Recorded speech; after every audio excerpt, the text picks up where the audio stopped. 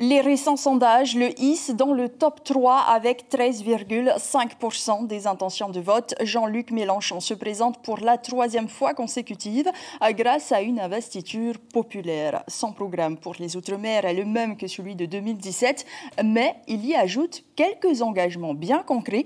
De même, sa vision de la diplomatie est centrée sur les territoires ultramarins. Les détails avec William Cromwell.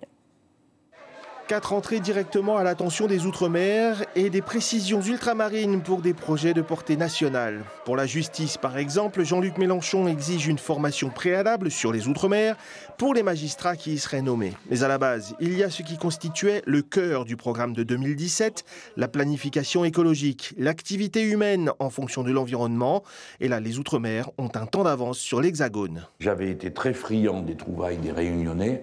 Et si vous voulez, mon regard par habitude, par expérience, parce que je vais et je viens, fait que loin de considérer les DOM, la Guyane, la Réunion comme en quelque sorte des régions ultra-périphériques, exotiques et lointaines, mon raisonnement est que c'est plutôt qu'ils représentent quelque chose qui est à l'œuvre, y compris sur le territoire de l'Hexagone, mais l'Hexagone ne le sait pas.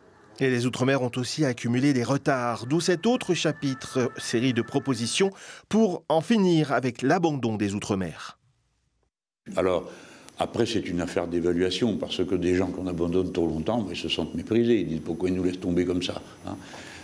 Oui, je crois qu'il y a le sentiment d'un mépris, et puis quelque chose qui est en train de se casser, qui est plus délicat, vous savez, ça s'appelle l'amour, quoi. Si tout d'un coup on a l'impression que l'Hexagone, Paris, on n'a rien affiché à la Guadeloupe, eh ben c'est traumatisant. Continuité territoriale, apprentissage et diffusion des langues et cultures régionales, protection de l'emploi local sont autant d'engagements.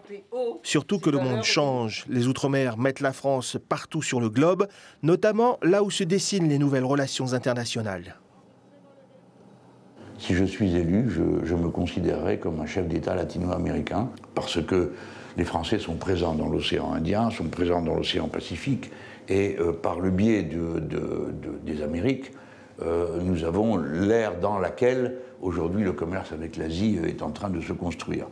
Plus concrètement, le candidat de l'Union populaire s'engage aussi à garantir un droit à l'eau potable dans tous les Outre-mer, et cela coûte que coûte.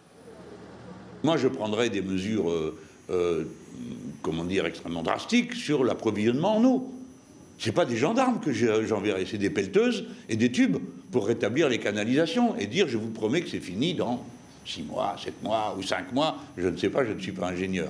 Mais je ferai ça. Au programme également, un plan de dépollution du chlordécone, un rattrapage pour la protection de l'enfance, une révision des niches fiscales, de même qu'un jour férié, le 4 février, pour que toute la République commémore l'abolition de l'esclavage. Et Tevayer Fribourg reviendra plus en détail sur ce que Jean-Luc Mélenchon prévoit pour la Polynésie dans votre émission L'Invité Café.